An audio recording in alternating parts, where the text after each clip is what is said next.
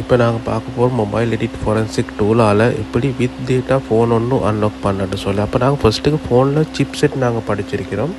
அதே மாதிரி phone model அதில் பற்றி படிச்சிருக்கோம். அப்போ இங்கே நாங்கள் ஃபோன் மாடலை நாங்கள் டைப் பண்ணினாக்கா A03s என்ற சாம்சங் ஃபோன். அப்போ இதை நாங்கள் கனெக்ட் பண்ண வேண்டிய மெத்தட் வந்து அது உள்ள சிப் செட் வந்து எம்டிக்குனால நாங்கள் வால்யூம் பட்டன்ஸ் எல்லாம் ப்ரெஸ் பண்ணிவிட்டு நான் ரீஸ்டார்ட் கொடுத்த வால்யூம் டவுன் அண்ட் பவர் அமைக்கினாலும் அது கனெக்ட் ஆகும். அப்போ இந்த மாதிரி இந்த ஃபோன் கனெக்ட் ஆகுது.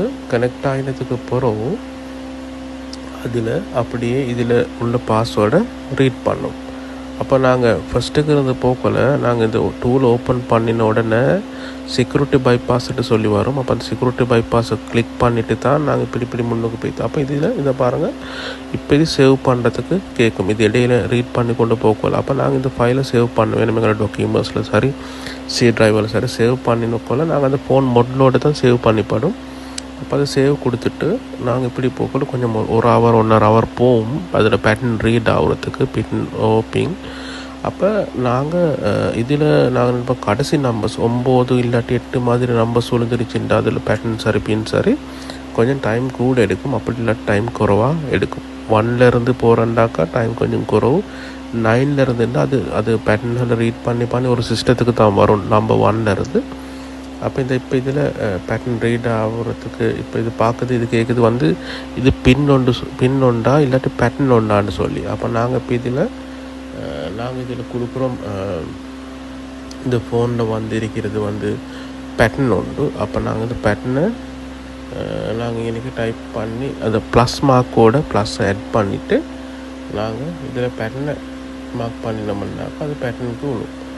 அப்போ அந்த மாதிரி நாங்கள் போட்டதுக்கு பிறகு அதில் பேட்டர்ன் ரீட் ஆகும். அப்போ நாங்கள் நம்பர்ஸ்ன்னு சொன்னாக்கா நம்பரை கிளிக் பண்ணினா 4 டிஜிட்டா 5 டிஜிட்டா 6 டிஜிட்டான்னு சொல்லி அதை நாங்கள் கிளிக் பண்ணிவிட்டு நெக்ஸ்ட் கொடுத்தோம்னாக்கா அதுக்குரிய மாதிரி அது ரீட் பண்ணும். ரீட் பண்ணதுக்கு பிறகு இந்த மாதிரி அது ஃபோனோட பாஸ்வேர்டை காட்டும்.